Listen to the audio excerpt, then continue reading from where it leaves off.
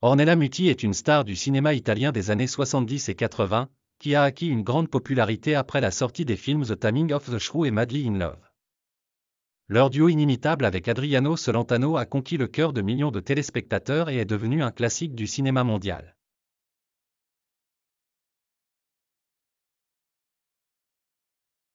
Francesca Romana Rivelli, vrai nom de l'actrice, est née et a grandi dans la capitale italienne, dans une famille internationale amicale. Elle doit sa beauté désarmante et sa grâce naturelle au mélange d'un père napolitain et d'une mère allemande estonienne aux racines russes. Après la révolution de 1917, ses grands-parents maternels ont émigré de Saint-Pétersbourg en Estonie, et de là en Italie. Là, leur fille Elsa Renata Croce a suivi une formation de sculpteur, a épousé un journaliste de Naples et lui a donné 2 filles, Claudia et Francesca. Les parents n'ont pas épargné d'argent pour l'éducation de leurs enfants, les filles fréquentaient une bonne école et connaissaient plusieurs langues. Lorsque Francesca avait 10 ans, son père est décédé et la situation financière de la famille s'est nettement détériorée. Mais la mère a fait de son mieux pour que ses filles éclatent en gens et réussissent dans la vie. Elle a vu que les sœurs grandissaient comme de vraies beautés et n'ont pas résisté quand elles ont mûri et ont commencé à exploiter activement leurs données externes naturelles. Claudia avait 5 ans de plus et rêvait de devenir une actrice célèbre. Ses débuts ont eu lieu dans le western Spaghetti, Double Judas, dans lequel l'un des rôles principaux était joué par Klaus Kinski, père de Nastassja Kinski. Cela a été suivi par des rôles dans des séries jeunesse et des feuilletons, dans lesquels la jeune fille s'est vue offrir de petits épisodes. Mais sa sœur cadette a décidé d'aller dans l'autre sens. Dès que Francesca avait 14 ans, elle a commencé à jouer pour des magazines masculins et à poser nue dans une école d'art. Ce travail apportait un bon revenu et la beauté sur d'elle-même ne prêtait pas la moindre attention au commérage et au commérage. C'est arrivé au point qu'ils voulaient l'expulser de l'école, mais ils l'ont regretté, compte tenu de la situation financière difficile de la famille. Une fois, Claudia a attiré l'attention sur une annonce concernant le casting d'acteurs pour le film La plus belle femme, réalisé par Damiano Damiani. Pour l'entreprise, la jeune fille a emmené sa sœur cadette avec elle pour auditionner, qui a étonnamment aimé le réalisateur plus qu'elle. Damiani a été captivé par le regard à la fois audacieux et innocent de Francesca et son comportement libre et décomplexé. Pour un drame policier, c'était exactement ce qu'il fallait, et le réalisateur a approuvé l'actrice inexpérimentée pour le rôle principal sans trop réfléchir. Il a trouvé le pseudonyme Ornella Muti pour la fille, afin qu'elle ne soit pas confondue avec l'actrice Luisa Rivelli dans le générique. Francesca a réussi à faire face à la tâche et, bien qu'elle ne soit pas devenue une star de cinéma après ce film, elle a néanmoins attiré l'attention d'autres réalisateurs. De plus, Ornella elle-même aimait jouer dans des films et, comme Claudia, a décidé de devenir actrice. Les filles ont même joué ensemble dans la série télévisée Hello Baby, mais au fil du temps, leurs chemins ont divergé et la sœur aînée a cédé la place à la plus jeune, voyant que sa carrière se développait avec plus de succès. Claudia a épousé avec succès l'un des fils du président italien de l'époque, Giovanni Leone, lui a donné 2 beaux enfants et a depuis mené une vie tranquille, mesurée et non publique.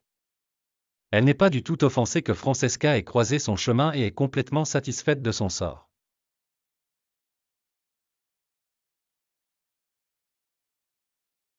Avant même d'avoir atteint l'âge adulte, Ornella a joué dans une douzaine de films de second ordre, dont le principal avantage était la présence de scènes explicites. Muti est devenue la première actrice italienne à être complètement nue à l'écran sans l'utilisation de double cascadeur. Une percée dans sa carrière d'actrice est le film People's Romance, 1974, dans lequel Michel Placido s'est avéré être le partenaire d'écran de Muti. Après la sortie de cette image, le célèbre réalisateur Marc Ferry s'est intéressé à elle et l'a invitée au drame La dernière femme, avec Gérard Depardieu dans le rôle-titre. Il a été suivi du mélodrame First Love de Dino Risi et du détective Mort d'un scélérat de Georges Lautner, où Alain Delon, le favori des femmes, est devenu le partenaire de Muti. En 1979, l'actrice italienne a joué dans le film La vie est belle du réalisateur soviétique Grigori Shukre. Ornella a obtenu le rôle d'une jeune femme clandestine qui, avec son fiancé, organise une évasion pour ses camarades des cachots de la junte ennemie. Reconnaissance mondiale. Ornella Muti a apporté la comédie La mégère apprivoisée, où la jeune actrice a joué dans un brillant duo avec le favori du public italien, Adriano Celentano. Francesca elle-même n'a pas pu résister au charme de son partenaire. Pendant le tournage, ils ont eu une romance orageuse, qui a été discutée par tous les tabloïds italiens.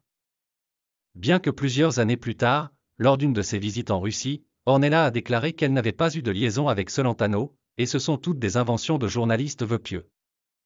Mais Celentano a confirmé le fait de l'affaire. Un an plus tard, les cinéastes décident de consolider leur succès et une autre comédie pétillante avec la participation de Muti et Celentano, Madly in Love, sort sur les écrans.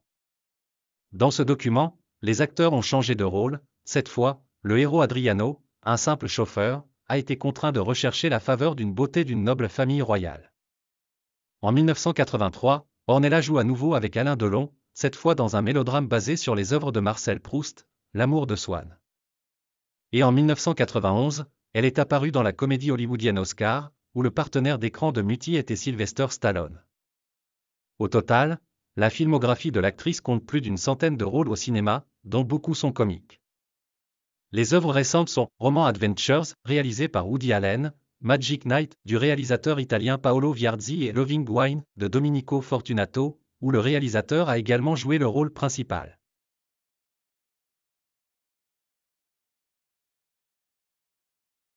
Malgré son âge considérable, la beauté et la race sont toujours visibles sur le visage d'Ornella, et même dans sa jeunesse, la fille n'avait pas de fin pour ses fans.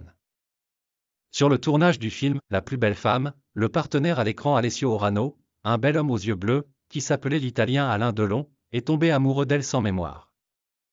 Il était prêt à offrir sa main et son cœur choisi, mais elle n'avait même pas 15 ans à l'époque, donc le mariage était hors de question.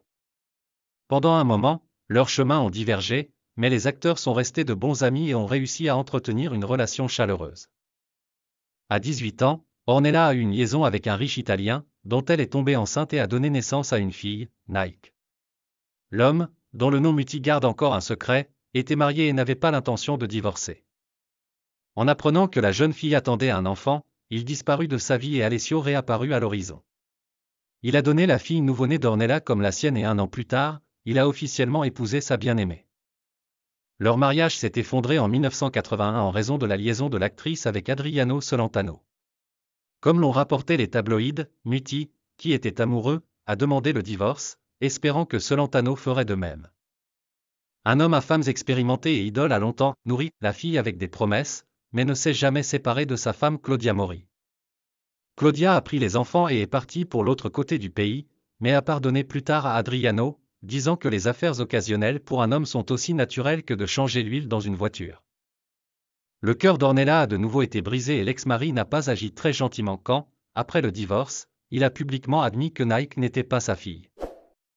Mais l'actrice n'a pas eu à souffrir longtemps, l'éminent réalisateur Marco Ferri est tombé amoureux d'elle. Il avait presque 30 ans de plus que Muti et était célèbre pour son caractère difficile, pour lequel le réalisateur était appelé le génie maléfique du cinéma italien. Dans le film The Last Woman, Ferri a réussi à révéler le talent dramatique de l'actrice et à lui ouvrir la porte du cinéma sérieux.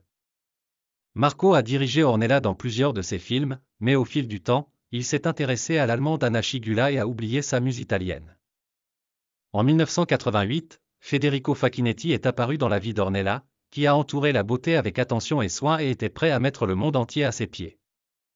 Bientôt, les amants ont commencé à vivre ensemble, mais ils n'étaient pas pressés d'enregistrer officiellement la relation et ne se sont mariés qu'après la naissance de leur deuxième enfant commun. L'actrice était au 7e ciel avec bonheur, 3 beaux enfants, un mari aimant, une carrière réussie, semble-t-il, de quoi d'autre peut-on rêver? Mais au fil du temps, il s'est avéré que Federico a perdu d'énormes sommes dans le casino et s'est constamment impliqué dans diverses escroqueries financières afin de rembourser ses dettes d'une manière ou d'une autre. Ornella a été forcée de payer les factures de son mari et de résoudre les problèmes avec ses créanciers. De plus, des rumeurs ont commencé à lui parvenir sur les trahisons de Facchinetti, qui ont mis fin à leur relation. En 1996, l'actrice a demandé le divorcer, une fois de plus déçue par les hommes, a repris l'éducation de sa fille Carolina, de son fils Andrea et du petit-fils récemment né Akash, qui lui a été présenté par sa fille aînée Nike. En 1998, l'actrice a un autre admirateur, le chirurgien plasticien Stefano Piccolo, qu'elle épouse rapidement malgré une différence d'âge de 10 ans. Leur mariage a duré 10 ans et s'est rompu en raison de la jalousie pathologique du conjoint.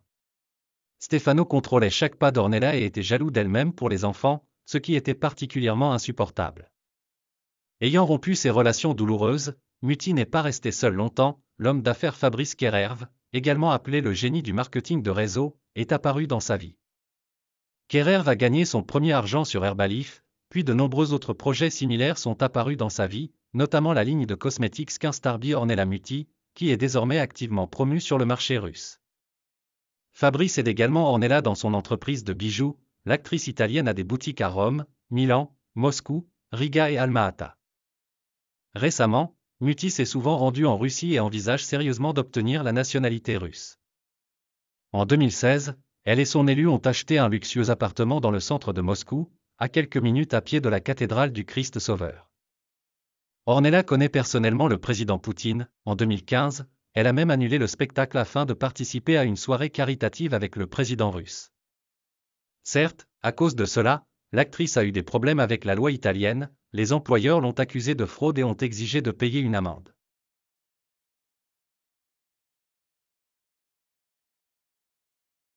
Récemment, de plus en plus de projets créatifs de Muti sont étroitement liés à la Russie. En 2018, l'actrice a joué le rôle de l'impératrice Anna Yohanovna dans la pièce « Crystal Palace », présentée sur la scène du palais du Kremlin. En plus d'elle, les principaux artistes d'opéra et de ballet des théâtres Bolchoï et Mikhailovski ont participé à la production. À peu près à la même époque, Muti parcourt les grandes villes de Russie et d'Ukraine avec l'entreprise The Trial of the Witch, où elle joue un rôle majeur. Un autre moment fort a été l'apparition d'une Italienne sensuelle dans la vidéo d'Alexander Reva, Like Solentano, qui a été programmée pour coïncider avec le lancement de la campagne publicitaire de sa ligne de cosmétiques.